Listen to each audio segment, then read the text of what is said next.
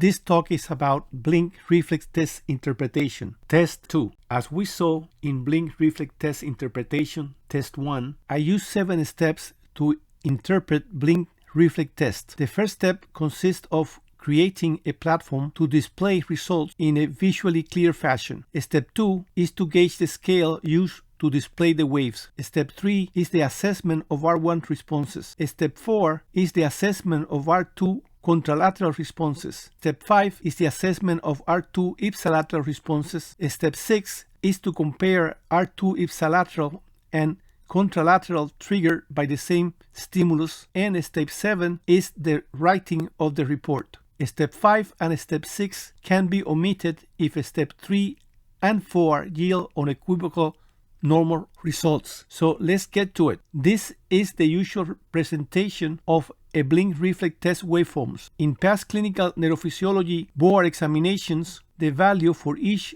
of the elements have not always been provided, but control values have always been provided. The first step when analyzing blink reflex test waveform is to create a platform that displays the results in a systematic and clear way. I find this arrangement satisfactory. This arrangement was explained during the prior video, blink reflex test interpretation test 1. So if you have any question about it, please go to the prior video. Step 2 is to determine the scale used for wave representation. As you can see, each horizontal division is 10 milliseconds and each vertical division 100 microvolt. Step 3 consists of interpreting R1 responses. I start with the left test, looking at the left R1, onset latency, and decide if normal or abnormal. I have now introduced the normal values for R1. The left R1 onset latency in this study is 9 milliseconds, which is normal. Then I look at right R1 onset latency. Right R1 onset latency is also 9 milliseconds, which is normal. Now I compare left and right R1 onset latencies, and as you can see, they are obviously within 1.2 milliseconds of each other since they are both the same, hence normal. So I go to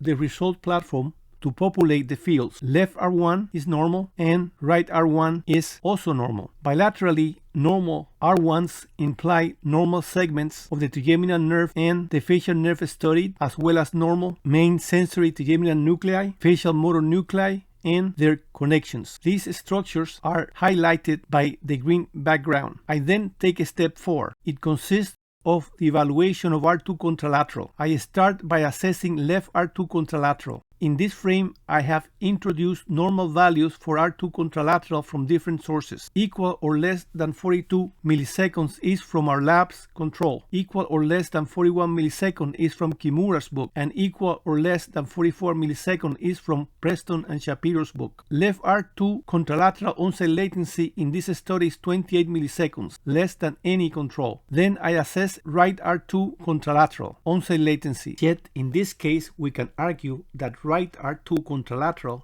is either very delayed or absent, the latter more likely. Hence, right R2 contralateral is abnormal. No judgment can at this time be made regarding left R2 contralateral until compared with an R2 on the opposite side. Now we go to step 5, starting with the evaluation of the left R2 ipsilateral onset latency. Left R2 ipsilateral onset latency is 28 milliseconds. This value is normal regardless of the control used. Our normal control value is equal or less than 42 milliseconds. Notice that Kimura's value is equal or less than 40 milliseconds, and in Preston and Shapiro's book, the control value is equal or less than 41 milliseconds. Then I check the right R1 ipsilateral, which is absent, thus arriving to the conclusion that right R2 ipsilateral is abnormal, but still uncertain as to the status of left R2